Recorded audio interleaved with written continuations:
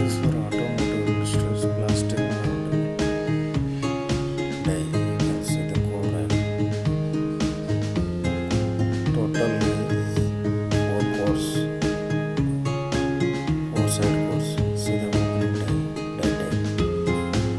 You can observe here core open both sides one by one as per the program cycle.